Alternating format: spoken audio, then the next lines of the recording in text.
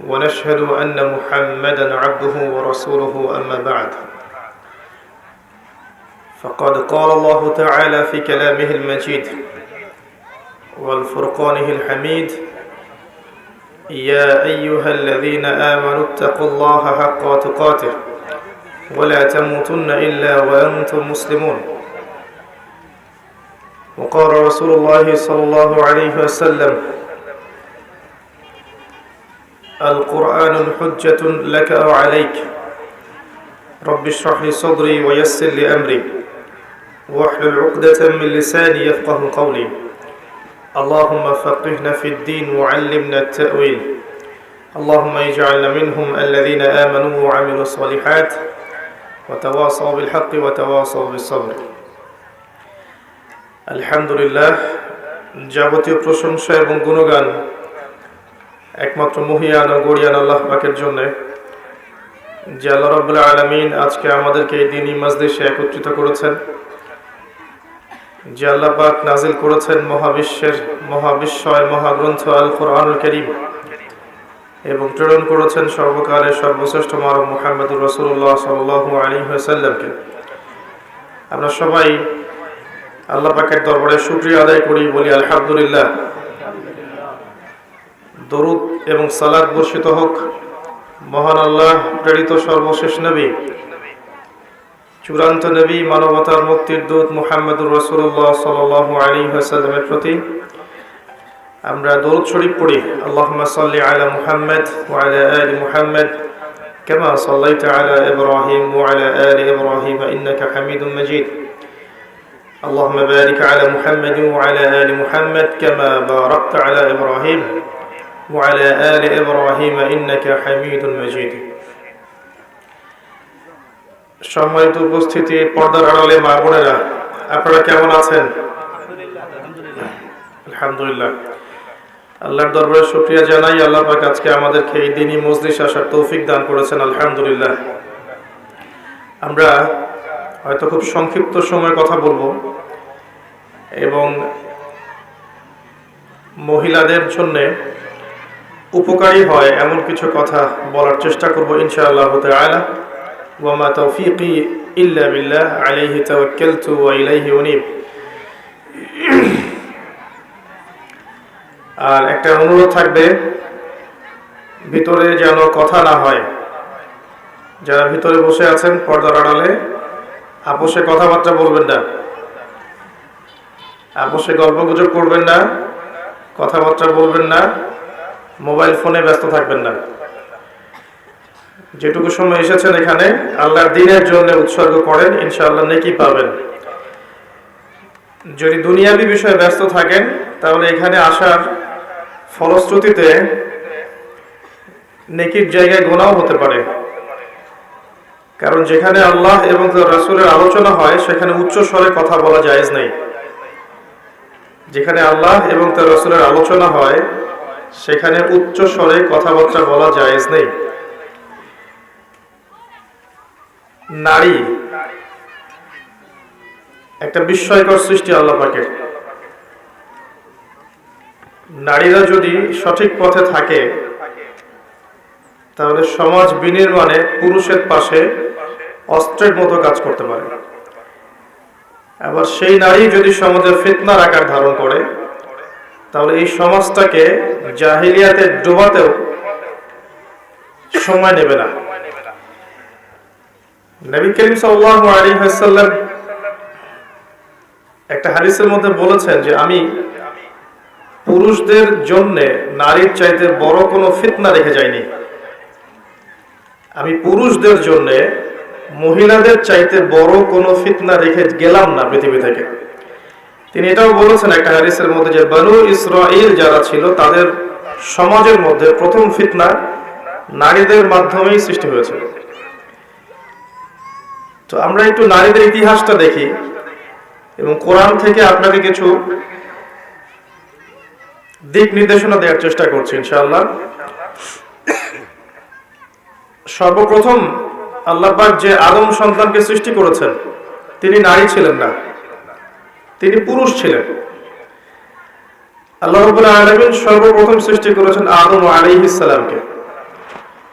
এবং আদম আলাইহিস সালাম থেকে আল্লাহ পাক হাওয়া আলাইহিস সালামকে সৃষ্টি করেছেন। তাহলে বুঝতে পারছি আমরা যে নারী পুরুষের একটা অংশ। একটা বর্ণনায় পাওয়া যায় যে আদম আলাইহিস সালামের বুকের বা পাঁজরের হাড় থেকে হাওয়া আলাইহিস সালামকে সৃষ্টি করা হয়েছে।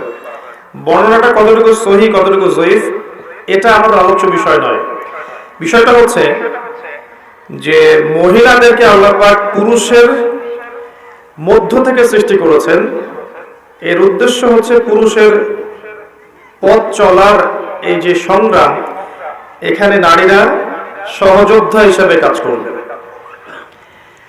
নবী সাল্লাল্লাহু আলাইহি ওয়াসাল্লাম এটাও বলেছেন একটা হাদিসে যে তাদেরকে বক্র হাড় দিয়ে তৈরি করা হয়েছে, বাঁকা হাড় দিয়ে। তো এই হাড়টাকে তুমি যদি জোর করতে চাও তাহলে ভেঙে যাবে, জোর করে সোজা করতে চাইলে ভেঙে যাবে, আর ওই অবস্থায় ছেড়ে দিলে হাড় বাঁকাই থেকে যাবে। উত্তম নসিহতের মধ্য দিয়ে, সবরের মধ্য দিয়ে নারীদের সাথে আচরণ করতে বলা হয়েছে, কিন্তু কাজটা অনেক কঠিন।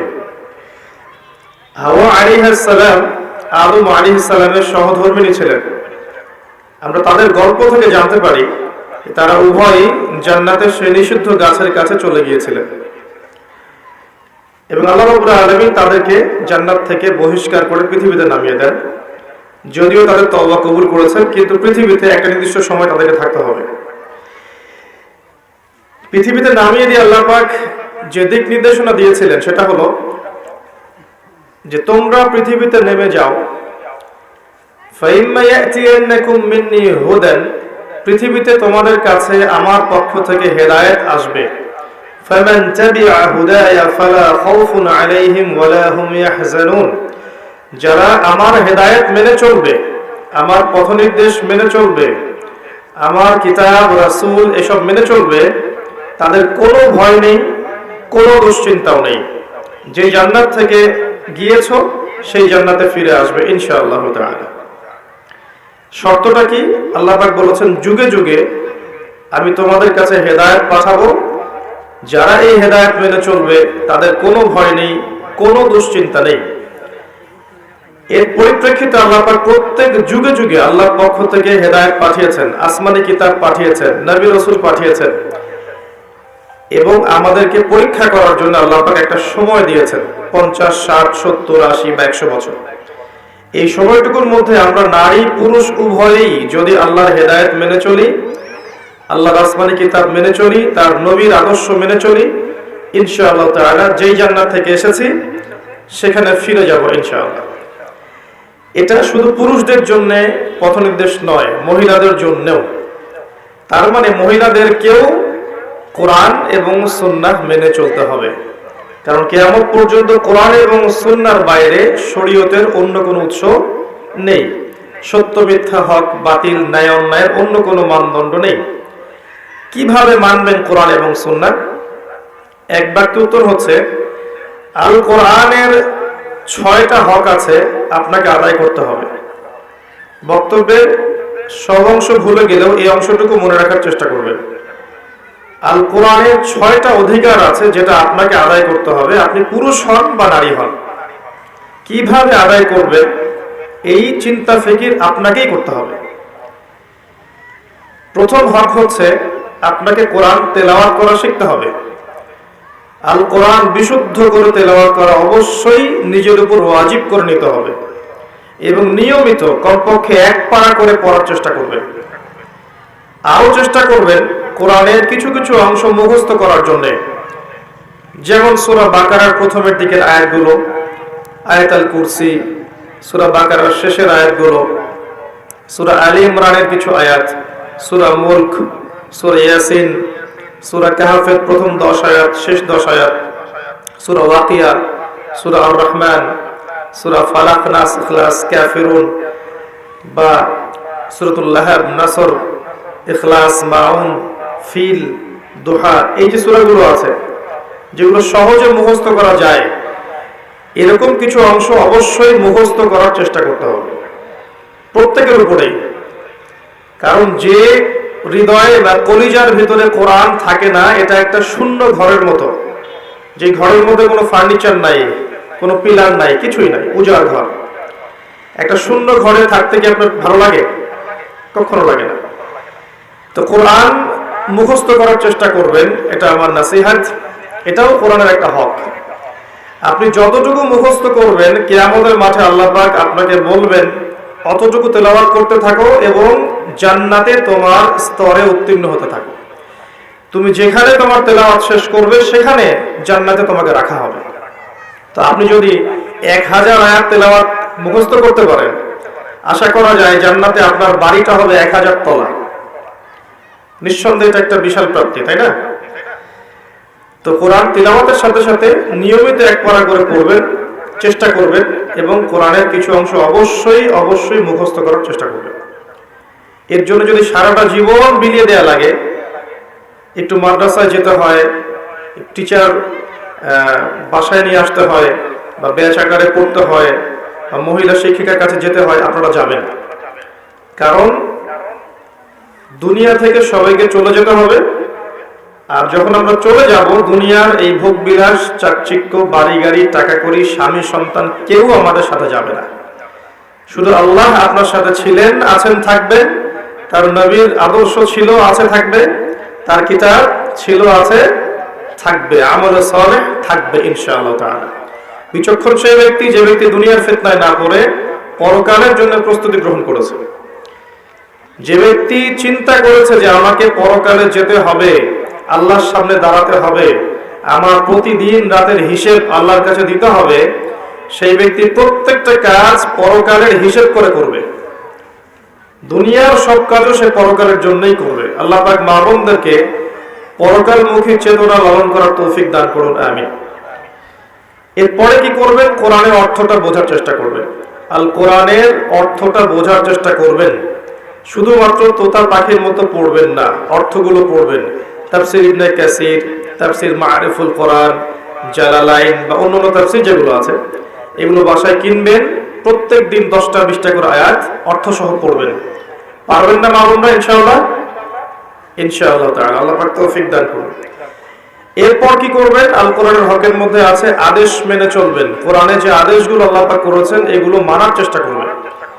যেমন আল্লাহ পাক তাওহীদের উপর থাকতে বলেছেন, সুন্নতের উপর থাকতে বলেছেন, পর্দা করতে বলেছেন, নামাজ 5 ওয়াক্ত পড়তে বলেছেন, অর্থ সম্পদ থাকলে যাকাত দিতে বলেছেন, দান সাদাকা করতে বলেছেন, রমাদান মাসে রোজা রাখতে বলেছেন, সামর্থ্য হলে হজ উমরা করতে বলেছেন। এগুলো করবেন। যেগুলো কোরআনের আদেশ, সেগুলো পালন করবেন। একই সাথে কোরআনের যে নিষেধগুলো আছে, এগুলোকেও ছেড়ে দিবেন। শুধু আদেশগুলো মানবেন, নিষেধ বর্জন করবেন না, এমন আদর্শ পালন করবেন না। নিষেধগুলোও বর্জন করবেন। যেমন শিরক করবেন না, বেদাতি কোনো আমলে লিপ্ত হবেন না, সুন্নতের খেলাফ কিছু করবেন না, হারাম খাবেন না, বেপরদায় চলবেন না, মিথ্যা বলবেন না, প্রতারণা করবেন না, গীবত করবেন না, চগলখড়ি করবেন না, ব্যভিচার করবেন না, ইত্যাদি যে কথাগুলো আছে কোরআনে নিষেধ, এগুলো অবশ্যই বর্জন করতে হবে। যারা শুধু আদেশ মানে নিষেধ বর্জন করে না, তাদের শাস্তি সম্পর্কে আল্লাহ পাক কোরআনে কি বলেছেন শুনুন। সূরা বাকারার 85 এবং 86 নম্বর আয়াতে আল্লাহ পাক বলেছেন, আফাতুমিনুনা বিবা'দিল কিতাবি ওয়া তাকফুরুনা বিবা'দ। তবে কি তোমরা কোরআনের কিছু অংশ মানো আর কিছু অংশকে মানো না? আল্লাহ প্রশ্ন করছেন আপনাকে, তবে কি তোমরা কোরআনের কিছু অংশকে মানো এবং কিছু অংশকে মানো না? মানে যেগুলো আদেশ সেগুলো মানছেন, নিষেধগুলো বর্জন করছেন না, বা যেগুলো সহজ সেগুলো করছেন, কঠিনগুলো করছেন না। এমন যদি আদর্শ থাকে, আকীদা থাকে, আল্লাহ বলেন ফামা জাযাউ মান ইয়াফআলু যালিক ইল্লা খিজিউন ফিল হায়াতিদ দুনিয়া। যারা কোরআনের কিছু অংশ মানবে, কিছু অংশ মানবে না, তাদের জাযা হচ্ছে এই দুনিয়ার জীবনেই আমি তাদেরকে লাঞ্ছিত করে দিব। নাউযুবিল্লাহ। ইয়াউমাল কিয়ামাহ ইউরাদ্দুনা ইলা আশাদ্দিল আযাব। আর কিয়ামতের মাঠে আমি এই মানুষদেরকে সবচেয়ে যন্ত্রণাদায়ক শাস্তি প্রদান করব, যারা কোরআনের কিছু মানে কিছু মানে না। ধরেন নামাজ পড়ে আবার সুদও খায়, আবার যাকাতও দেয়, এদিকে ঘুষও খায়, আবার ধরেন যে মাশাআল্লাহ তাহাজ্জুদ গোজার, এদিকে বেপরদায় চলে। এদিকে মাশাআল্লাহ তাসবিহ তাহলিল করছে, কোরআন তেলাওয়াত করছে, সারাদিন মানুষের গীবত করে বেড়াচ্ছে। এদিকে মাশাআল্লাহ দেখবেন দান সাদাকা অনেক করছে, আবার এদিকে হিন্দি সিরিয়াল, স্টার জলসা, জি বাংলা, পর্নোগ্রাফি, হারাম মুভিজ এগুলোতে ব্যস্ত আছে। মানে এক কথায় কিছু কিছু মানে আর কিছু কিছু মানে না। এমন আদর্শ যারা লালন করবে এদের শাস্তি হচ্ছে দুনিয়াতে আল্লাহ পাক লাঞ্ছিত করে দিবেন, আউযুবিল্লাহ। আর পরকালে মর্মান্তিক শাস্তি মানে জাহান্নামে আল্লাহ পাক জ্বালাবেন। আর জাহান্নামের কথা মনে পড়লেই কিন্তু একটা হাদিস মনে পড়ে যায়। নবী সাল্লাল্লাহু আলাইহি ওয়াসাল্লাম মেরাজের রাতে গিয়েছিলেন। মেরাজের রাতে আল্লাহ পাক তাকে জান্নাত জাহান্নাম দুটোই দেখিয়েছেন, দেখেন নাই? দেখিয়েছেন। যখন তিনি জাহান্নাম দেখেছেন, সেখানে জাহান্নামের প্রহরী একজন ফেরেশতাকে দেখেছেন। খুব ভালো করে শোনেন প্রিয় মা বোনেরা, জাহান্নামের প্রহরী ফেরেশতাকে নবীজি দেখেছেন। আর জাহান্নামে 19 জন প্রহরী ফেরেশতা আছে, মাত্র 19 জন মেইন কমান্ডার। আর বাকি যে কত মালায়েকা আছে আল্লাহ ভালো জানেন। আলাইহা 19 আল্লাহ পাক বলেছেন, ওয়া মা ইয়ালামু জুনুদ রাব্বিকা ইল্লা হু। তো সেই কমান্ডারদের মধ্যে একজন, যার নাম হচ্ছে মালিক। সূরা যুখরুফের মধ্যে তার নাম উল্লেখ করা আছে, তার নাম মালিক। এই ফেরেশতাকে দেখে নবী সাল্লাল্লাহু আলাইহি ওয়াসাল্লাম বিস্মিত হয়ে গিয়েছিলেন, কারণ তার মুখের মধ্যে হাসি ছিল না। তিনি বললেন জিবরাইল আলাইহিস সালামকে, হে জিবরাইল, এই ব্যক্তিকে, এই ফেরেশতাকে, ব্যক্তি নয়, এই ফেরেশতাকে যে কখনো হাসে না। জিবরাইল আলাইহিস সালাম বললেন, এর নাম হচ্ছে মালিক। আল্লাহ পাক তাকে জাহান্নামের প্রহরী হিসেবে সৃষ্টি করেছেন। জাহান্নাম সৃষ্টি হওয়া থেকে নিয়ে আজ পর্যন্ত সে কখনো হাসেনি, নাউযুবিল্লাহ। চিন্তা করতে পারছেন? কোনোদিনও হাসে নাই, কারণ জাহান্নামের আযাব দেখতে দেখতে দেখতে দেখতে তার মুখের হাসি উঠে গেছে। জাহান্নামে যারা যাবে তাদের মুখে কি হাসি থাকবে? নবী সাল্লাল্লাহু আলাইহি ওয়াসাল্লাম অনুমতি নিয়ে জাহান্নামে উকি দেওয়ার পারমিশন আল্লাহ পাক তাকে দিয়েছিলেন। তিনি উকি দিয়ে যা দেখেছেন, প্রিয় মা বোনেরা ভালো করে শুনুন।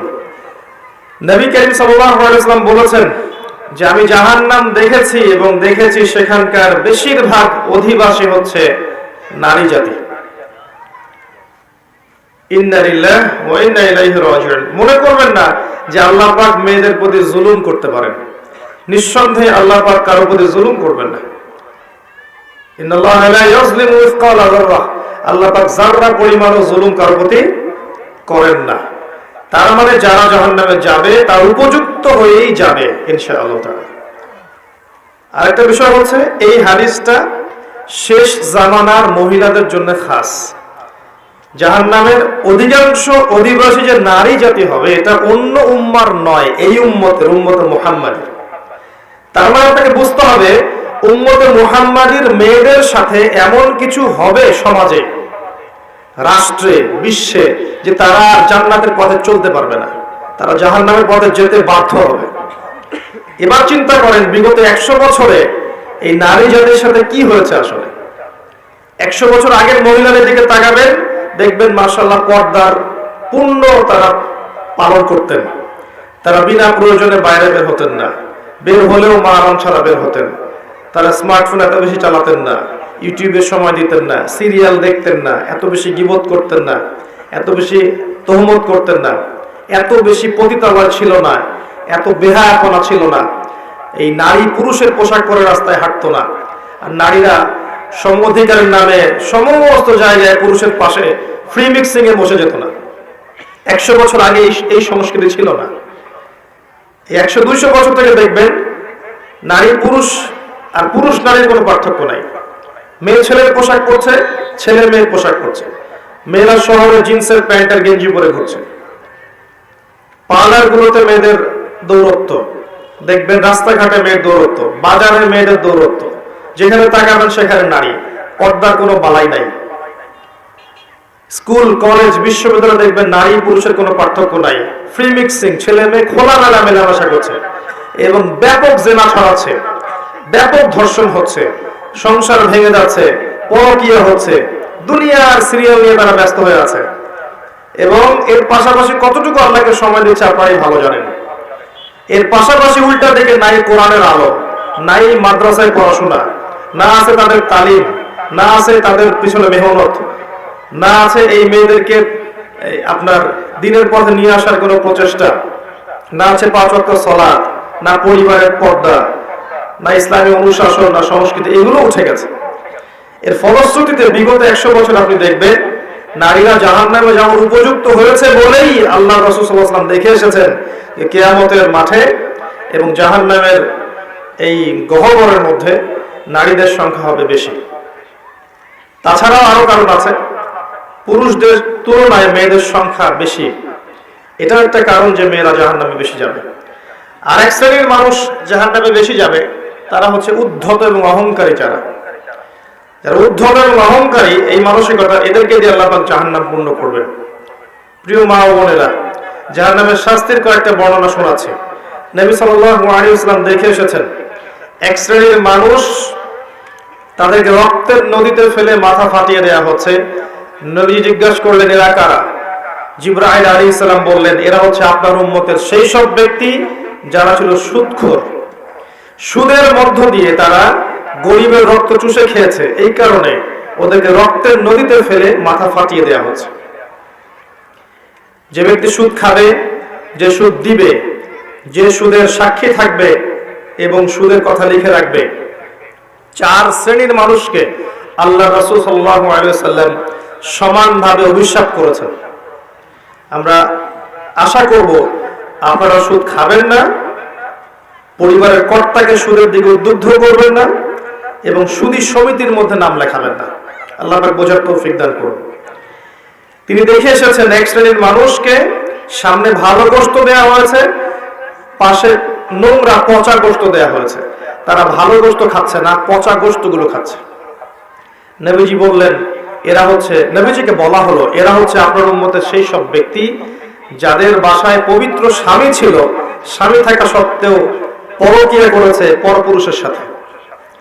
আর এই পরকীয়া শুধু যৌন সম্পর্কে বোঝানো হয় না, এই ফোনে কথা বলা, এই অন্যের হাজবেন্ডের দিকে মন্দ চোখ দিয়ে তাকানো, তাদের সাথে কফি খাওয়া, মেলামেশা করা, এগুলো সবই পরকীয়ার অন্তর্ভুক্ত। শুধুমাত্র বিছানায় যৌন সম্পর্কটাই পরকীয়া নয়, চোখের, মনের, কথার, কানের সমস্ত জেলাই পরকীয়ার অন্তর্ভুক্ত। আমরা মা বোনদেরকে সতর্ক থাকার অনুরোধ করব। এরপর তাদেরকে শাস্তি দেওয়া হচ্ছে যাদের ঘরে পবিত্র স্ত্রী ছিল কিন্তু তারপরেও তারা পরনারীর সাথে সম্পর্ক স্থাপন করেছিল, তাদের উভয়কে শাস্তি দেওয়া হচ্ছে। আরেক শ্রেণীকে শাস্তি দেওয়া হচ্ছে মেয়েদের বুকের মধ্যে শিক যেটা থাকে, শিক নাকি আপনারা বলেন বুঝি না আমরা, লোহার মতো বাঁকানো একটা শিক, এটা ঢুকিয়ে দিয়ে ঝুলিয়ে রাখা হয়েছে এবং জাহান্নামে আযাব দেওয়া হচ্ছে। এরা ছিল আপনার উম্মতের সেই সব ব্যক্তি যারা ওই সব নারী ছিল যারা ব্যভিচার করেছে বা জিনা করত। জিনার এই পথ পুরুষদের মাধ্যমে যতটা না উন্মুক্ত হয়, নারীদের মাধ্যমে তার চেয়ে বেশি উন্মুক্ত হয়। যখন সমাজের বেশিরভাগ মেয়েরা বেপরদায় ঘোরাফেরা করবে, তখন সমাজের মধ্যে জিনা বাড়বেই, ব্যভিচার বাড়বেই, ধর্ষণ বাড়বেই, পরকীয়া বাড়বেই এবং সমাজের যে একটা নূরানি কাঠামো থাকে, রুহানি কাঠামো থাকে, আল্লাহ প্রদত্ত, এটা আর থাকবে না, ভেঙে যাবে। আমরা আমাদের মা বোনদেরকে অনুরোধ করব, ছোটবেলা থেকেই আপনার মেয়েকে, আপনার বোনকে পর্দা করতে শেখান। সম্ভ্রম একবার চলে গেলে এই বিশ্ব নেতারা, রাষ্ট্র নেতারা, অর্থনৈতিক নেতারা, সমাজের নেতারা কখনো সম্মানটুকু ফিরিয়ে দিতে পারবে না। আপনার আমার সম্মান আমাদেরকেই রক্ষা করতে হবে, আমাদের পরিবারের মূল্যবোধ আদর্শ আমাদেরকেই রক্ষা করতে হবে। এদিকে দাজ্জালের অনুসারী এবং শয়তানের অনুসারীরা কানের পাশে অনেক স্লোগান দিতে থাকবে, এই স্লোগানে আপনার কান দেওয়া যাবে না। আল্লাহ পাক বোঝার তৌফিক দান করুন, আমিন। আর অনেক শাস্তি তিনি দেখে এসেছেন যে ব্যভিচারীদেরকে এমন চুলার মধ্যে রাখা হয়েছে যার নিচের দিকটা প্রশস্ত, সামনের দিকটা সরু, নিচ থেকে আগুন জ্বলছে, উপর থেকে দাউ দাউ করে, আর মানুষগুলো নগ্ন অবস্থায় নিচ থেকে উপরে চলে আসছে। তিনি আর অনেক শাস্তি দেখেছেন যে এতিমের মাল যারা ভক্ষণ করছে, ওদের শাস্তি দেখেছেন যে তারা বড় বড় আগুনের এক একটা দলা এগুলো নিয়ে গিলছে, পেটের ভিতর চলে যাচ্ছে, পিছনের পথ দিয়ে বের হয়ে যাচ্ছে।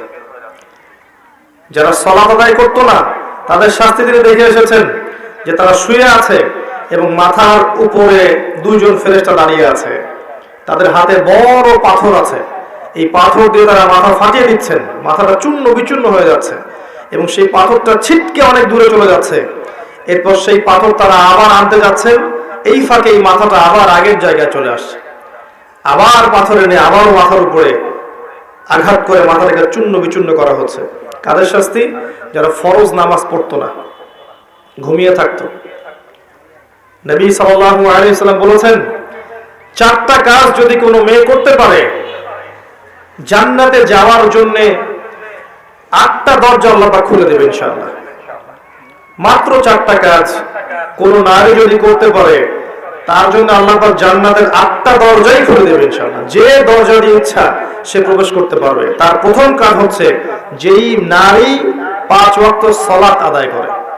কতজন মেয়ে এখন 5 ওয়াক্ত সালাত পড়ে নিজেরাই ভেবে দেখেন, বা আদৌ সালাতের নিয়ম কানুন জানে কিনা ভেবে দেখেন, ওযু ঠিক মতো করতে পারে কিনা ভেবে দেখেন, সালাতের ফরজ ওয়াজিব কোনটা, সুন্নাহ কোনটা, মুস্তাহাব জানে কিনা এটা ভেবে দেখেন। জীবনে কোনোদিন সালাত শিক্ষা একটা বই পড়েছে কিনা এটাও ভেবে দেখেন। 12, 14, 15 বছর স্কুল কলেজ ইউনিভার্সিটিতে পড়েছে, 20 বছরের মতো একটা নামাজ শিক্ষা বই পড়েছে কিনা ভেবে দেখেন। এই মেয়ে কি বিনা হিসেবে জান্নাতে যাবে? 8টা দরজা খুলে দেওয়া হবে? দ্বিতীয় কাজ বলেছেন নবী সাল্লাল্লাহু আলাইহি ওয়াসাল্লাম, যেই নারী 5 ওয়াক্ত সালাত আদায় করে এবং রমজান মাসে রোজা রাখে। রমজান মাস কি সেটাই তো জানে না এখন। রমজান মাস মানে ওর কাছে মনে হয় ঈদ করার মৌসুম, জামা কেনার মৌসুম, নতুন নতুন জামা আসবে, এগুলো কিনবো, ফ্যাশন করব, বিউটি পার্লার যাব, মেকআপ করব, ঢ্যাং ঢ্যাং করে ঈদের দিন রাস্তায় ঘুরবো, এটাই হচ্ছে রমজানের বৈশিষ্ট্য তাদের কাছে মনে হয়। অথচ রমজান আসলে আয়েশা রাদিয়াল্লাহু আনহা চোখের পানি ঝেড়ে দিয়ে সিজদায় পড়ে থাকতেন, জায়নামাজে পড়ে থাকতেন। এমনকি নবী সাল্লাল্লাহু আলাইহি ওয়াসাল্লামের সঙ্গ দেখা যেত কোনো কোনো ক্ষেত্রে পাওয়া সম্ভব হতো না। আমাদের নবীজি তখন আল্লাহর ধ্যানে এবং ইবাদতে বেশি ব্যস্ত থাকতেন। কোথায় সেই মেয়েরা এখন রমজান মাসে 30টা রোজা রাখবে, পাশাপাশি তাহাজ্জুদে দাঁড়িয়ে, কিয়ামুল লাইলে দাঁড়িয়ে, তারাবির সালাতে দাঁড়িয়ে আল্লাহর সামনে চোখের পানি ঝারবে। চোখ দিয়ে পানি ঝরা তো একটা সৌভাগ্য, আল্লাহর স্মরণে চোখ দিয়ে পানি আসা একটা সৌভাগ্য, যেটা আল্লাহ পাক সবাইকে দেন না। যেই চোখ দিয়ে সারাদিন জি বাংলা স্টার জলসা দেখছেন, পরপুরুষকে দেখছেন, অবাস্তব এইসব কাহিনীর সাথে বাস্তবতার কোনো সম্পর্ক নাই। শিরকি মুশরিকি আকীদা, কুফরি আকীদা এগুলো শিখছেন, ওদের সংস্কৃতি শিখছেন, ওদের রং ঢং শিখছেন, ওদের মতো করে কথা বলছেন, ওদের মতো করে শাড়ি পরছেন, ওদের মতো করে খাচ্ছেন, উঠছেন, বসছেন। এই চোখ দিয়ে আল্লাহর পানি বের হবে কখনো? এই চোখ দিয়ে আল্লাহর পানি বের হওয়ার সৌভাগ্য হবে কখনো? কোশ্চিন কেন হবে না?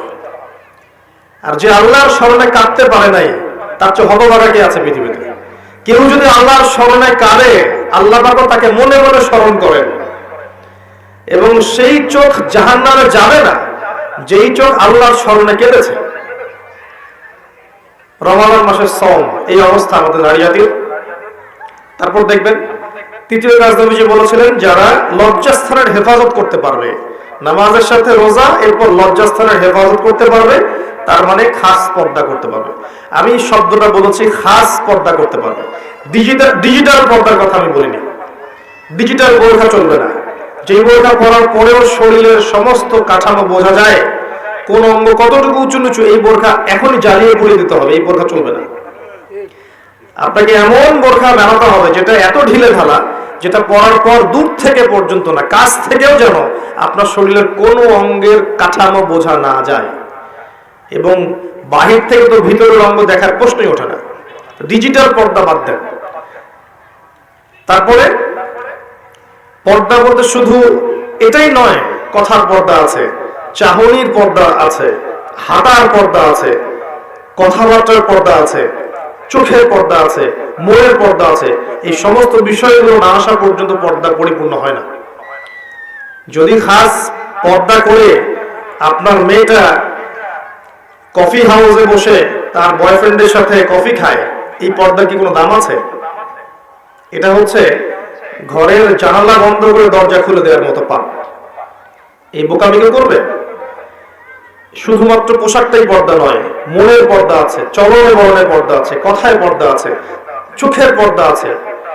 শোনেন, সূরাতুল কাসাসের মধ্যে আল্লাহ রাব্বুল আলামিন সালামের একটা গল্প উল্লেখ করেছেন, ঘটনা, যে মুসা আলাইহিস সালাম যখন শুআইব আলাইহিস সালামের কওমের মধ্যে গেলেন, সেখানে তিনি একা ছিলেন, কারণ তিনি মার্ডার কেসের আসামি হয়ে গেছেন। ফিরআউন তাকে ধাওয়া করছে, তার দলবল। তিনি চলে গেছেন মাদিয়ানে, সেখানে গিয়ে বসে আছেন। দেখছেন দুইজন মেয়ে পানি নিতে এসেছে, কিন্তু মেয়েদের যেহেতু শক্তি কম, অন্য মানুষরা তাদেরকে পানি নিতে বাধা দিচ্ছে। ওরা আগে আগে নিচ্ছে, মেয়েরা দাঁড়িয়ে আছে অসহায়ের মতো। মুসা আলাইহিস সালামের শক্তি ছিল, সাহস ছিল এবং অত্যন্ত ব্যক্তিত্ব সম্পন্ন একজন মানুষ ছিলেন। তিনি গিয়ে নিজে ওই মেয়ে দুটোর যে বালতি পানি, এগুলো নিয়ে নিজে গিয়ে পানি নিয়ে মেয়েদেরকে দিলেন, উপকার করলেন। এবার এই মেয়ে দুটো বাসায় চলে গেল। এদিকে মুসা আলাইহিস সালাম একটা গাছের নিচে বসে আছে। বসে তিনি আল্লাহর কাছে দোয়া করছেন, রব্বি ইন্নী বিমা আনজালতা ইলাইয়া মিন খায়রিন ফাকির। আল্লাহ, তুমি আমার প্রতি যে নিয়ামত দিবে, এর জন্য আমি ফকির হয়ে বসে আছি। ফকির হয়ে বসে আছে, কারণ তার তখন বাড়ি নাই, থাকার জায়গা নাই, খাওয়ার কোনো ব্যবস্থা নাই। তিনি তো পালিয়ে এসেছেন মিশর থেকে। তখন ওই দুই মেয়ের একজন মেয়ে হেঁটে হেঁটে আসলো। আল্লাহ রাব্বুল আলামিন ওই মেয়েটার হেঁটে হেঁটে আসার যে স্টাইল, সেটাও কোরআনের মধ্যে বলেছেন। এত সূক্ষ্ম কোরআন আমরা বুঝি না। তিনি বলেছেন আল্লাহ পাক যে মেয়েটা লাজুক ভঙ্গিতে হেঁটে মুসার কাছে আসলো। কি ভঙ্গিতে? লাজুক ভঙ্গিতে হেঁটে মুসার কাছে আসলো। এসে বলল, আমার বাবা আপনাকে বাসায় ডেকেছেন। তার বাবার নাম শুআইব আলাইহিস সালাম। এই যে মেয়েটা লাজুক ভঙ্গিতে হেঁটে এসেছে, এই কথাটা কোরআনে আছে। তার মানে মেয়েদের হাঁটার মধ্যে একটা আদর্শ আল্লাহ দিয়েছেন। এখনকার এই জেনারেশনের হাঁটা কি লাজুক ভঙ্গিতে? এদের হাঁটা দেখলে শত শত না লক্ষ লক্ষ যুবক জেনায় লিপ্ত হয়ে যাচ্ছে হাঁটা দেখে। এই হাঁটা, চলাফেরা, পোশাক আশাক, এই ফ্রি মিক্সিং, বন্ধু বান্ধবী এই সংস্কৃতি, এই যে চাচাতো ভাই কাজিন এই সংস্কৃতি, চাচাতো ভাই চাচাতো বোন, খালাতো ভাই খালাতো বোন, এই ফ্রি মিক্সিং সংস্কৃতি। তারপর ইউনিভার্সিটিতে যাবে, নোট এক্সচেঞ্জ করা, কফি খাওয়া, তারপরে জেনা করা, বিছানায় যাওয়া, ব্রেকআপ হয়ে যাওয়া, এই সংস্কৃতি। চাকরি ক্ষেত্রে যাবে, সেখানে দেখবেন আপনার পাশে বসে আছে একজন নারী, মাশাআল্লাহ ফর্মাল ড্রেসে। আপনি ইমান রক্ষা করতে পারবেন? আপনি যাবেন, ব্যাংকে যাবেন, পলিটিক্যাল সেক্টরে যাবেন, গার্মেন্টস সেক্টরে যাবেন, আপনি কমার্শিয়াল সেক্টরে যাবেন, মার্কেটে যাবেন, যেখানেই যাবেন দেখবেন একদম ছয়লা, ছেলে মেয়ে ফ্রি মিক্সিং এর ছয়লা। আর কোথায় সেই আয়াত, ওই মেয়েটা লাজুক ভঙ্গিতে হেঁটে আসলো? সুবহানাল্লাহ। কোথায় কোরআন আর কোথায় বাস্তবতা? কোথায় কোরআন, কোথায় বাস্তবতা? দেখছেন, ওই মেয়েটার সাথে আল্লাহ রাব্বুল আলামিন এই মুসা আলাইহিস সালামের বিয়ে দিলেন। পরে তিনি তাকে বিয়ে করেছেন এবং 8 বছর শুআইব আলাইহিস সালামের ফার্মে চাকরি করেছেন মুসা আলাইহিস সালাম।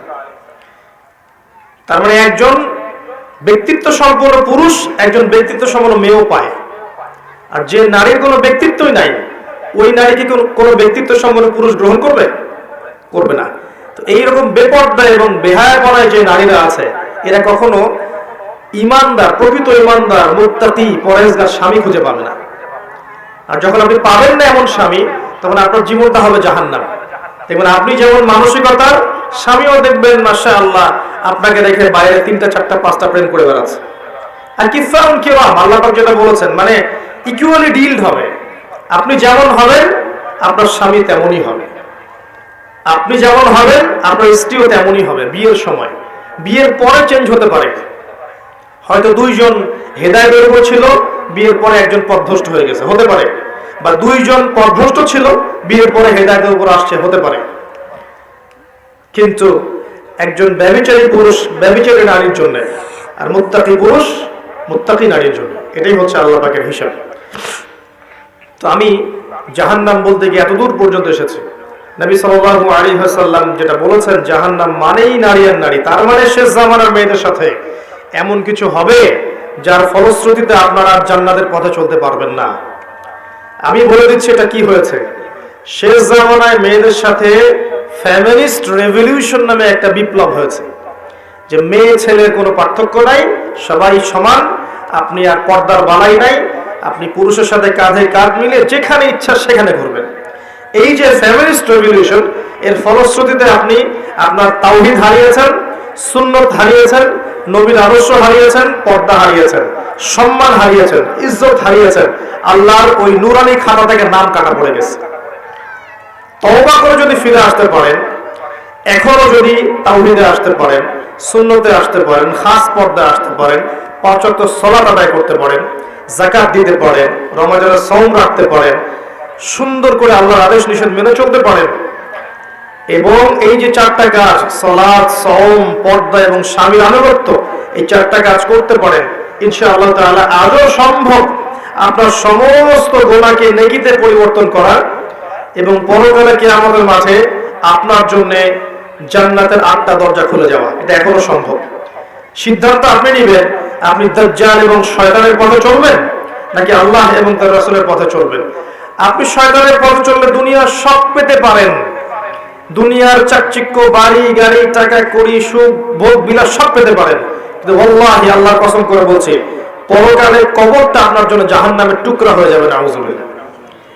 50, 60, 70, 80 বছরের সুখ চাচ্ছেন নাকি অনন্তকালের জীবনের জান্নাত চাচ্ছেন, এই সিদ্ধান্ত মা বোনরা আপনাকে নিতে হবে।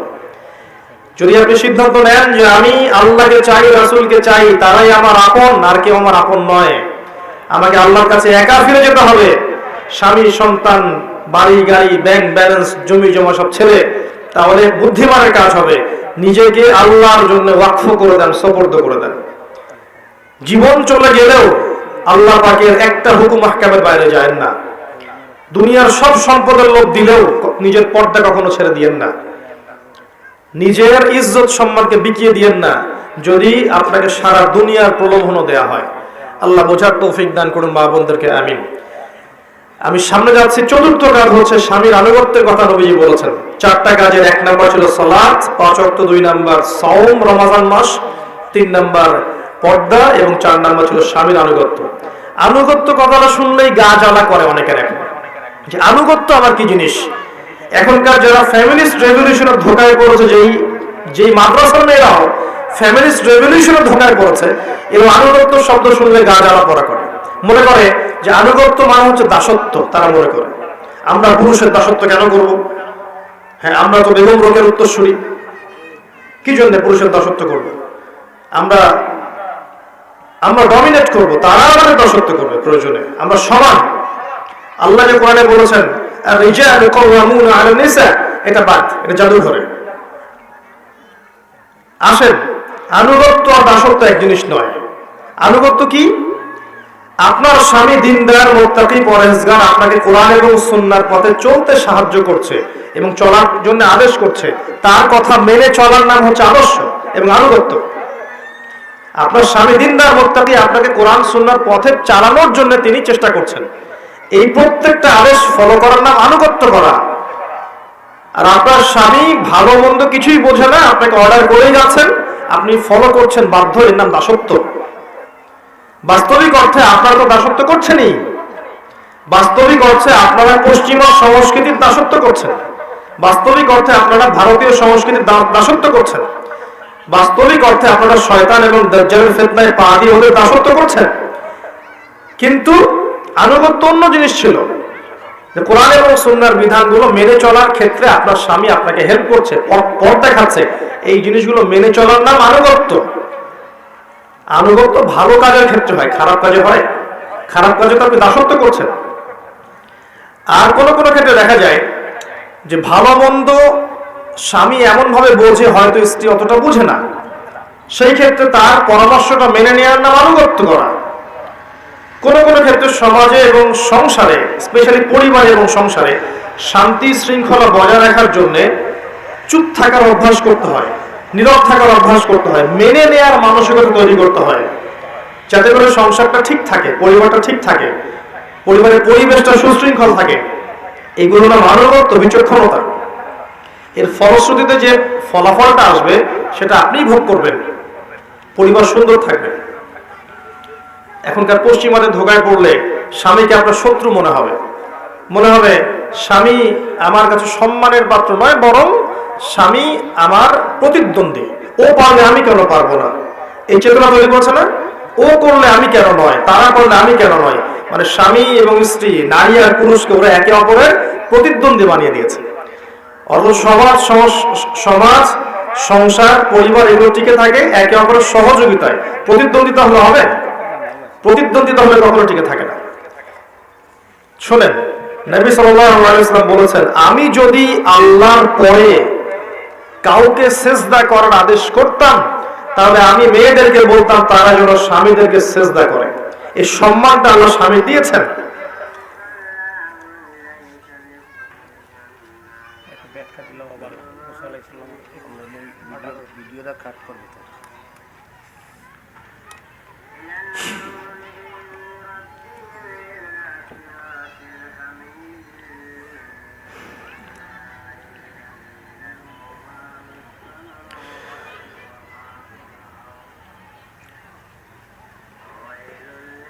প্রিয় মা বোনেরা, চারটা কাজের কথা বলেছিলাম। তার প্রথমটা হচ্ছে, একজন নারী যদি 5 ওয়াক্ত সালাত জামায়াতের সাথে আদায় করতে পারে, জামায়াতের সাথে নয়, বাসায় 5 ওয়াক্ত সালাত টাইম টু টাইম ওয়াক্ত মোতাবেক আদায় করতে পারে, রমাদান মাসে সওম রাখতে পারে 1 মাস, নিজের লজ্জাস্থানের হেফাজত করতে পারে অর্থাৎ পর্দা ঠিকমতো করতে পারে, এবং ভালো কাজে তার স্বামীর আনুগত্য করতে পারে, ইনশাআল্লাহ তাআলা এই মহিলা বা এই নারী যখন মারা যাবে, পরকালে আল্লাহ রাব্বুল আলামিন তাকে জান্নাতের 8টা দরজা খুলে দিবেন, যেই দরজা দিয়ে ইচ্ছা সে জান্নাতে প্রবেশ করতে পারবে। আমরা আশা করব আপনারা এই 4টা কাজ করার মানসিকতা নিয়ে আজকের মাহফিল থেকে বাসায় যাবেন। আজকের পর থেকে কোনোদিনও যেন নামাজ ছুটে না যায়, নামাজ কাজা না হয়, নামাজ থেকে আপনাকে কি গাফেল করতে না পারে। সমস্ত কাজ পরে, আগে সালাত। আজকের পর থেকে কখনো যেন রমাদান মাসের সওম মিস না যায়। যেগুলো আল্লাহর নিয়মে ছুটে যাবে সেগুলো পরে কাজা করে নেবেন। আজকের পর থেকে যেন পর্দা না ছুটে যায়। হৃদয়, কথা, চোখ, শরীর, পোশাক সমস্ত ক্ষেত্রে যেন আপনার পর্দা বজায় থাকে। এবং সর্বশেষ যে বিষয়টা, স্বামীর আনুগত্য, এই বিষয়টা যেন আপনার মধ্যে থাকে।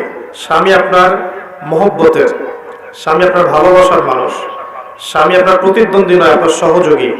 আপনার সমস্ত বিষয়ের গার্ডিয়ানশিপ এখন স্বামীর হাতে।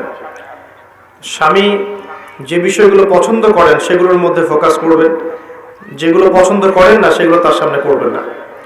যে ভালো কাজগুলো স্বামী আপনাকে করতে বলবেন সেগুলো অবশ্যই করবেন। তবে আল্লাহ এবং তার রাসূলের বিরুদ্ধে যদি স্বামী কিছু করতে বলে, আপনি কখনোই স্বামীর আনুগত্য করবেন না, এই দাসত্ব করবেন না। তাই বলে তার সাথে ঝগড়া বাঁধাবেন না, পরিবারকে অস্থিতিশীল করবেন না। বুঝিয়ে স্বামীকে হেদায়েতের পথে আনার চেষ্টা করবেন। বেশি থেকে বেশি স্বামীর জন্য দোয়া করবেন। এই কথাগুলো মেনে চলার চেষ্টা করেন। এবং আপনার সন্তান, ছেলে হোক আর মেয়ে হোক, আপনাদের ছোট ছোট ভাই বোন, সন্তান সন্ততি যারা আছে, এদের সবাইকে ছোট্টবেলা থেকে এই কোরআনের পথে নিয়ে আসেন, ইসলামের পথে নিয়ে আসেন। পর্দা শেখান, ইসলামিক নৈতিকতা শেখান। আস্তে আস্তে বড় করে তোলেন। দেখবেন ইনশাল্লাহ আপনি আমি একদিন থাকবো না, আমাদের এই প্রজন্ম ইনশাল্লাহ পরবর্তীতে থাকবে। এই প্রজন্মের হাতেই ইনশাল্লাহ দেখবেন আল্লাহ পাক ইসলামের বিজয়ের পতাকা তুলে দেবে ইনশাআল্লাহ তাআলা। আমি আর কয়েকটা কথা বলে আপনার জন্য শেষ করতে চাচ্ছি। এই অংশটুকু একটু মনোযোগ দিয়ে শুনুন, 5 থেকে 10 মিনিট। আল্লাহ রাব্বুল আলামিন কোরআনে এবং সুন্নায় আপনার জন্য প্রচুর হেদায়েত দিয়েছেন। আমি যদি আসলে আরো একটা দিন সময় পেতাম আপনাদের লেকচারের জন্য স্টাডি করার, আমি 1 থেকে 1.5 ঘন্টা শুধুমাত্র আপনাদের ব্যাপারে কোরআন এবং সুন্নায় যতগুলো আয়াত এবং হাদিস এসেছে সেগুলো আমি আপনার সামনে বলতে পারতাম। আমার সফরের ক্লান্তিজনিত কারণ এবং সময় সংকুল না হওয়ার কারণে আমি সেই 1.5 ঘন্টার লেকচারটা এখন দিতে পারছি না। ইনশাআল্লাহ ভবিষ্যতে শুধুমাত্র মহিলাদের জন্য আলাদা একটা খুতবা বা মাহফিল থাকবে, সেখানে পুরো বিষয়গুলো আমি তোলার চেষ্টা করবো ইনশাআল্লাহ। আল্লাহ তৌফিক দান করুন। তবে আমি চিস্টগুলো এখন বলছি আপনাকে। আল কোরআনের প্রথম সূরা সূরা বাকারা। এই সূরা বাকারার মধ্যে যে নবীর ঘটনাকে কেন্দ্র করে এর নাম সূরা বাকারা হয়েছে তার নাম নবী মুসা আলাইহিস সালাম। কথা ঠিক আছে? আচ্ছা, নবী মুসা আলাইহিস সালাম এর পরিবারের মধ্যে নারীদের জন্য হেদায়েত আছে। নবী মুসা আলাইহিস সালামের মা এমন একজন মা ছিলেন, যখন ফেরাউন ছোট ছোট বাচ্চাদেরকে হত্যা করছিল, তখন আল্লাহ পাকের ইলহাম তার কাছে এসেছে। সূরা তাহা পড়ে দেখবেন, সে তার ছোট্ট দুগ্ধপোষ্য শিশুকে এই যে সিন্ধুকের মধ্যে নিয়ে নদীতে ভাসিয়ে দিয়েছে। প্রিয় মা এবং প্রিয় স্ত্রী বা প্রিয় বোন যারা আছেন, তাদের প্রতি নসিহত শুনুন। আল্লাহর দ্বীনের জন্য, আল্লাহর দ্বীনের স্বার্থে আপনার প্রিয় জিনিস আল্লাহর পথে কুরবানি করতে হতে পারে, এই মানসিকতা রাখতে হবে। এটা আপনার শিক্ষা। আপনাকেও মুসা আলাইহিস ইসলামের মায়ের মতো হতে হবে, আপনার সন্তানকে আল্লাহর পথে উৎসর্গ করার মানসিকতা রাখতে হবে। ছোটবেলা থেকেই সন্তান সন্ততি ছেলে মেয়ে যারা আছে, এদেরকে আল্লাহর ওয়াস্তে আল্লাহর লাইনে দিয়ে দেন। তারা দিন শিখুক, দিন বুঝুক, দিন প্রচার করুক, বড় আলেম হোক, মুফতি হোক, মুহাদ্দিস হোক, মুফাসসির হোক, আল্লাহর পথে বড় মুজাহিদ হোক, এরকম করে তৈরি করেন ছেলে মেয়েদেরকে। মুসা আলাইহিস ইসলামের মায়ের মধ্যে আপনার জন্য হেদায়েত আছে। পরের সূরায় চলে আসেন, সূরা আলে ইমরান, যার নাম অনুসারে এই সূরার নাম ইমরান হয়েছে, আলে ইমরান হয়েছে। তার স্ত্রী সন্তান কিন্তু পাচ্ছিলেন না, সন্তান হচ্ছিল না। এক পর্যায়ে তিনি নিয়াত করলেন, রব্বি ইন্নী নাযারতু লাকা মা ফি বাতনি মুহাররারান ফাতাকাব্বাল মিন্নি। আল্লাহ, তুমি আমার গর্ভে যে সন্তানটা দিয়েছো, এই সন্তানটাকে আমি তোমার রাস্তায় দিয়ে দেওয়ার জন্য মানত করলাম, নজর করলাম। আল্লাহ, তুমি আমার নজর মানত কবুল করো। আল্লাহ পাক তাকে সন্তান দিলেন এবং সেই সন্তানকে তিনি আল্লাহর পথে দিয়ে দিলেন। আবারও বলছি প্রিয় মা বোনেরা, নিজের সন্তানদেরকে আল্লাহর পথে বড় করেন, এই পথে মানুষ করার এবং দ্বীনের খেদমত করার যোগ্য করে তৈরি করেন। এই সন্তানের নাম ছিল মারিয়াম আলাইহিস সালাম। তিনি ছেলে ছিলেন না, একজন মেয়ে ছিলেন। আর এই মারিয়াম আলাইহিস সালামের মধ্যে মেয়েদের জন্য দৃষ্টান্ত আছে। খুব কম নারী আল্লাহ পাকের এই যে রহমত, বরকত, জান্নাতের সৌভাগ্য লাভে ধন্য হবেন, তার মধ্যে এই নারী একজন, মারিয়াম আলাইহিস সালাম। তিনি এত ইবাদত গুজার ছিলেন, পর্দানসীন ছিলেন, যে মসজিদের একটা কোনায় তার জন্য একটা হুজরা আলাদা করে তৈরি করা থাকতো, তিনি সেখানে ইবাদত করতেন। তার কাছ থেকে আমাদের মা বোনদেরকে এখন ইবাদত শিখতে হবে, আদর্শ শিখতে হবে। ভারতীয় নায়িকা, পশ্চিমা নায়িকা, বাংলাদেশের নায়িকা, এদের থেকে আপনি আদর্শ নেবেন না। আপনাকে আল্লাহ কোরআনে আদর্শ দিয়েছেন, মারিয়াম আলাইহিস সালাম আপনার আদর্শ। প্রচুর ইবাদত গুজার ছিলেন, আপনারাও তার মতো করে ইবাদত করেন, আল্লাহ পাক তৌফিক দান করুন, আমিন। নিয়মিত সালাত পড়েন, যাকাত দেন, সওম রাখেন, ভালো কাজ করেন, সত্য কথা বলেন, তিলাওয়াত করেন, জিকির করেন, এগুলোতে আপনার সময় অতিবাহিত করেন। এর পাশাপাশি আপনি সাংসারিক যে কাজগুলো করবেন, এই প্রতিটা কাজই আপনার জন্য ইবাদত। যদি আপনি এই নিয়তে করেন যে এই কাজগুলো আমি করছি আমার পরিবারের ভরণ পোষণের জন্য, ওদের ভালোর জন্য, এর বিনিময়ে আমি আল্লাহর কাছে নেকি চাচ্ছি। আল্লাহ তৌফিক এনায়েত করুন, আমিন। আপনার জন্য প্রচুর দৃষ্টান্ত আছে। সূরা রুমের মধ্যে যান, সেখানে আল্লাহ বলেছেন, আমি নারীদেরকে সৃষ্টি করেছি পুরুষ থেকে এবং তাদেরকে বানিয়েছি প্রশান্তির উৎস। নারী পুরুষের মাঝখানে আমি রহমত, প্রেম, ভালোবাসা দিয়েছি, লিতাসকুনু ইলাইহা, যাতে করে তাদের কাছে গিয়ে তোমরা শান্তি পেতে পারো। প্রিয় মা বোনেরা, আপনাদের পরিবারের দায়িত্ব হচ্ছে পরিবারের শান্তি স্থাপন করা এবং আপনার স্বামীকে শান্তি দেয়া, প্রশান্তি দেয়া। যখন আপনি পশ্চিমা আদর্শে আছেন, ভারতীয় আদর্শে আছেন, দুনিয়াদারি নিয়ে ব্যস্ত আছেন, তখন আপনার কাছে কি আদৌ একজন স্বামী শান্তি পাবে, প্রশান্তি পাবে? এই কারণে পরিবার থেকে আজকে দিন দিন শান্তি উঠে যাচ্ছে। যখন আপনি স্বামীকে শ্রদ্ধা করছেন না, স্বামীকে সম্মান করছেন না, স্বামীর আনুগত্য করছেন না, স্বামীকে বিশ্বাস করছেন না, স্বামীর প্রতি ভরসা রাখছেন না, যদি আপনার স্বামী দিনদার হয়, তাহলে সেই পরিবারে কি শান্তি এবং সুকুন আসবে?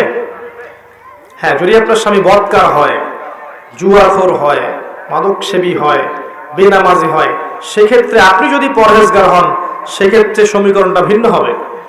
কিন্তু যদি আপনার স্বামী দিনদার হয়, মুত্তাকি, পরহেজগার হয়, এবং তাকে যদি আপনি ভুল বুঝতে থাকেন, বিশ্বাস না করেন, শ্রদ্ধা না রাখেন, আনুগত্য না করেন, সেই পরিবারে কি কখনো শান্তি আসবে? আর ওই স্বামী কি কখনো আপনার কাছে গিয়ে সাকিনা পাবে?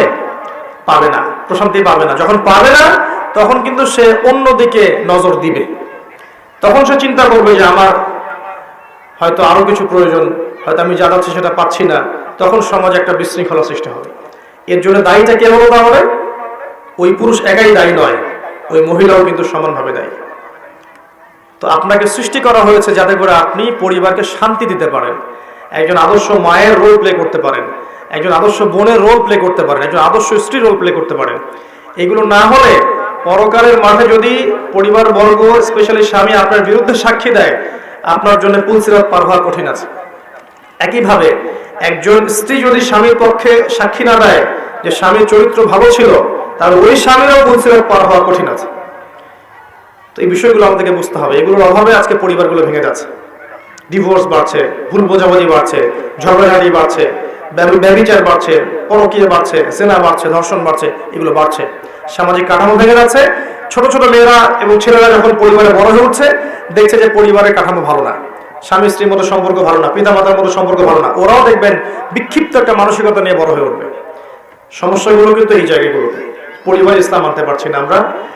আপনার জন্য আরো অনেক দৃষ্টান্ত আছে কোরআনের মধ্যে এবং হাদিসের মধ্যে। আমি আজকে একটা বলে শেষ করছি, শোনেন। লূত আলাইহিস সালামের স্ত্রী একজন কাফের ছিলেন, নূহ আলাইহিস সালামের স্ত্রী একজন কাফের ছিলেন। এখানে শিক্ষা কি আপনার জন্য? আপনার ভিতরে যদি ঈমান না থাকে, আপনার বংশ, টাকা পয়সা, সৌন্দর্য, প্রতিপত্তি, ব্যাংক ব্যালেন্স কোনো কিছু আপনাকে বাঁচাতে পারবে না পরকালে জাহান্নাম থেকে। নবীর স্ত্রী হওয়া সত্ত্বেও আল্লাহ পাক সূরা তাহরিমের মধ্যে বলেছেন, নবীর স্ত্রী হওয়া সত্ত্বেও লূতের স্ত্রী এবং নূহের স্ত্রী তারা জাহান্নামে যাচ্ছে, নাউযুবিল্লাহ। নবীর স্ত্রী হওয়া সত্ত্বেও, সেখানে আমরা তো কিছুই না। তাই ঈমান, আমল, তাকওয়া এটাই সর্বোচ্চ অগ্রাধিকার দিবেন। আপনার রং, বংশ, পরিবার, আপনার ব্যাংক ব্যালেন্স, সৌন্দর্য, এগুলোর কোনো মূল্য আল্লাহর কাছে নাই। ঈমান, আমল, তাকওয়া এগুলোই পরকালে যাবে। অনেক এক্সাম্পল আপনার জন্য কোরআন এবং হাদিসে আছে। ওই যে খাদিজা রাদিয়াল্লাহু আনহার কাছে যান, নবী সাল্লাল্লাহু আলাইহি ওয়াসাল্লাম যখন ওহীপ্রাপ্ত এসেছেন, খাদিজা রাদিয়াল্লাহু আনহা তাকে সাপোর্ট দিয়েছেন। তিনি বলেছেন, লাকাদ খাশিতু আলা নাফসি, আমি আমার নিজের নফসের উপর ভয় পাচ্ছি। আর খাদিজা রাদিয়াল্লাহু আনহা তাকে অভয় দিচ্ছেন, আপনার কোনো ভয় নেই, আপনি একজন ভালো মানুষ, আপনি এতিমের দেখাশোনা করেন, বিধবার খোঁজ নেন, আপনি মিসকিনের পাশে দাঁড়ান, আপনি অসহায়ের সেবা করেন, আল্লাহ আপনার কোনো ক্ষতি করতে পারে না। এই যে একজন স্ত্রীর ভূমিকা দেখেন, একজন স্ত্রীর ভূমিকা হবে তার স্বামীকে আল্লাহর পথে চলতে সাহায্য করা, তাকে বুস্ট আপ করা পেছন থেকে। আর সেই স্ত্রী যদি তাকে আল্লাহর পথে চলতে বাধা দেয়, প্রতিবন্ধকতা সৃষ্টি করে, পরিবেশ নষ্ট করে ফেলে, তাহলে এই স্ত্রী কি আসলেই সেই নেকার স্ত্রী? তো দাঁড়ি আপনার বোরখা বা ডিগ্রি সার্টিফিকেট সব নয়, আপনার কাজটা মূল্যবান। কি করছেন আপনি সমাজে এবং কি করছেন আপনি পরিবারে? খাদিজা রাদিয়াল্লাহু আনহার ভূমিকায় থাকলে আপনি আপনার স্বামীকে সারাটা জীবন দিনের পথে চলতে হেল্প করবেন, তার মানসিক অবস্থা ভালো রাখবেন, তাকে পড়াশোনা করতে দিবেন, তাকে সে সমস্যায় পড়লে, বিচলিত হলে, হতাশ হলে তাকে সাপোর্ট দিবেন, পিছন থেকে তাকে হেল্প করবেন। এটা আপনার ভূমিকা। আর এখানে যদি দেখা যায় স্বামী দুনিয়ার বিভিন্ন ফিতনা ফাসাদ ফেস করে বাসায় আসছে, আসার পরে আপনি উল্টা আরো 10টা পেইন তাকে দেওয়া শুরু করলেন, এই স্বামীকে ঠান্ডা মাথায় দিনের কাজ করতে পারবে? সম্ভব না। এগুলো বোঝা উচিত আমাদের মা বোনদেরকে। আদর্শ নারী হতে হলে এগুলো বুঝতে হবে। সবার দায়িত্ব আছে, শুধু পুরুষের সবকিছু দায়িত্ব নয়। একজন পুরুষ বাইরের বিষয়গুলো ডিল করেন, টাকা পয়সা আর্ন করেন, সমাজের শত্রুদেরকে ফেস করেন, কত বিষয়টাকে ফেস করে বাসায় আসতে হয়। এরপর যদি বাসায় এসে সে একটা সুকুন, শান্তির পরিবেশ না পায়, একটা সাপোর্টিভ স্ত্রী না পায়, এই পুরুষ তো আগাতে পারবে না, সে ঝরে পড়বে। প্রচুর এক্সাম্পল আছে। আয়েশা রাদিয়াল্লাহু আনহার দিকে যান, নবী সাল্লাল্লাহু আলাইহি ওয়াসাল্লামকে কিভাবে তিনি সাপোর্ট দিয়েছেন, কিভাবে সাপোর্ট দিয়েছেন। তার অন্যান্য স্ত্রীদের দিকে যান, দেখেন কিভাবে তারা সাপোর্ট দিয়েছেন। একবার নবী সাল্লাল্লাহু আলাইহি ওয়াসাল্লাম একটা সিদ্ধান্ত নিতে ইতস্তত, মানে কোনটা নিব, সাহাবীরা একটা কাজ করে ফেলতে যাচ্ছে, নবী সাল্লাল্লাহু আলাইহি ওয়াসাল্লাম আরেকটা করতে আদেশ করছেন, সাহাবীরা একটু মানতে দ্বিধা করছে। এটা সম্ভবত হুদায়বিয়ার সন্ধির সময়কার ঘটনা।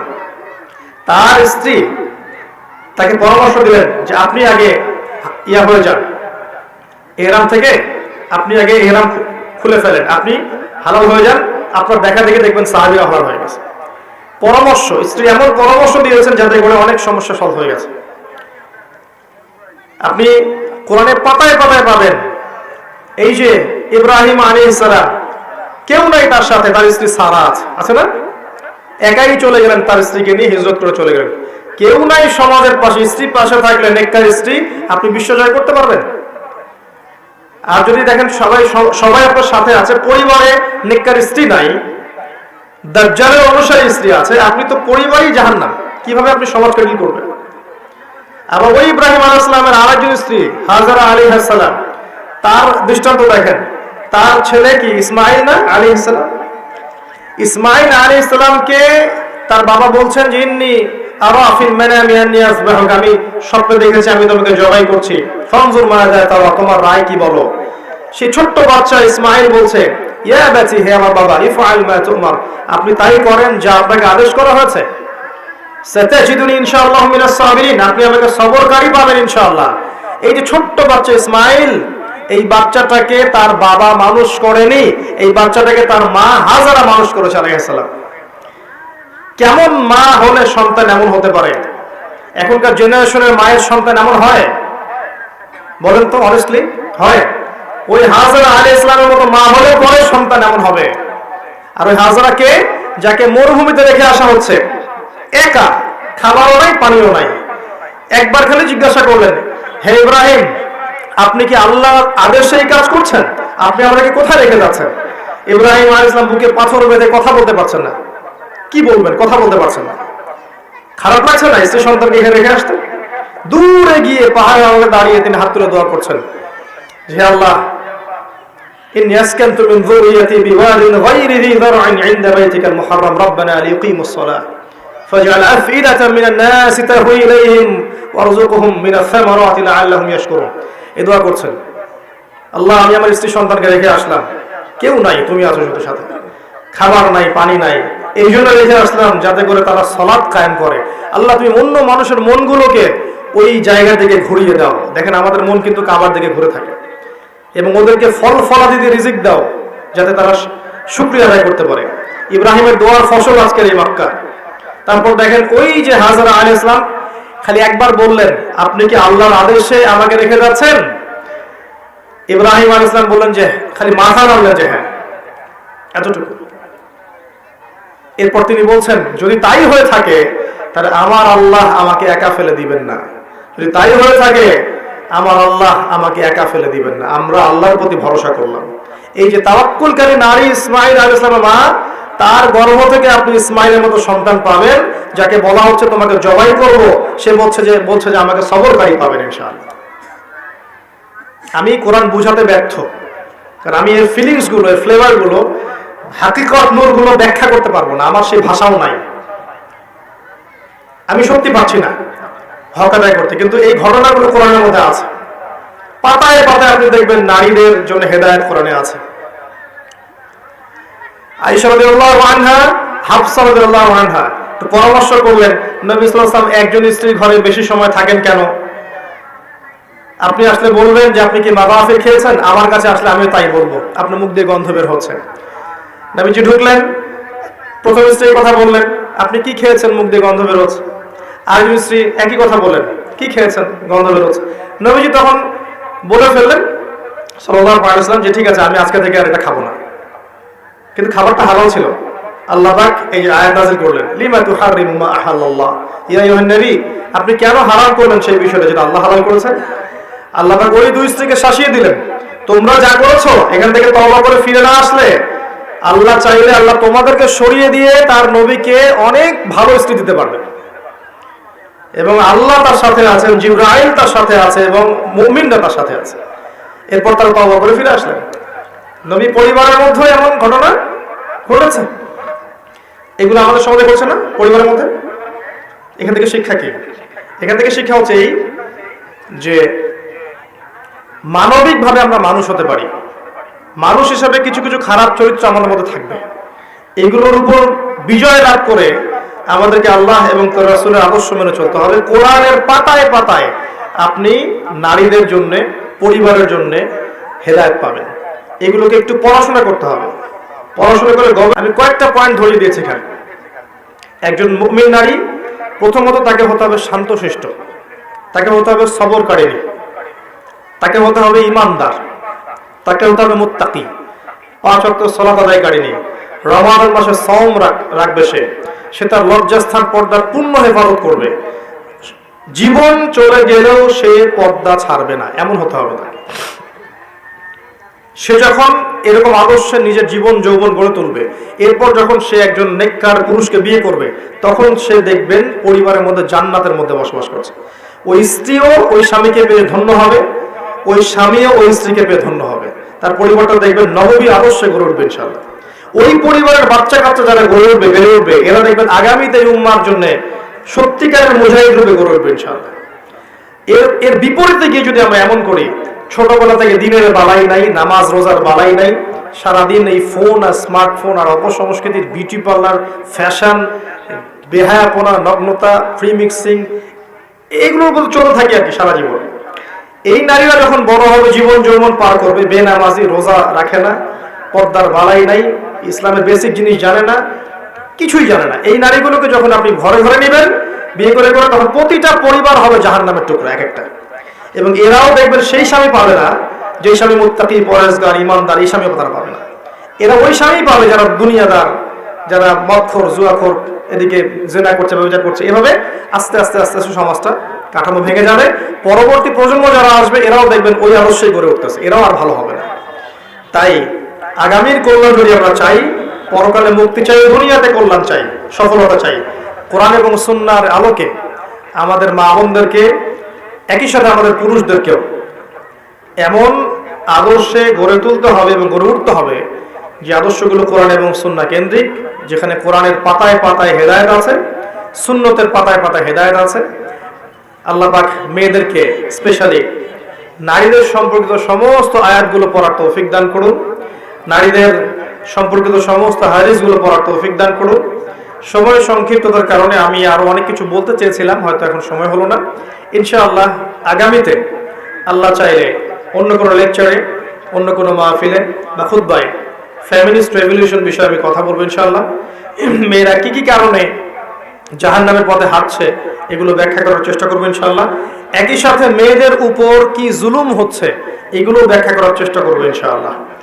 এগুলো থেকে আল্লাহ রাব্বুল আলামিন আমাদের নারীদেরকে হেফাজত করুন, আমাদের পরিবারের কর্তাদেরকে আল্লাহ পাক বুঝ দান করুন।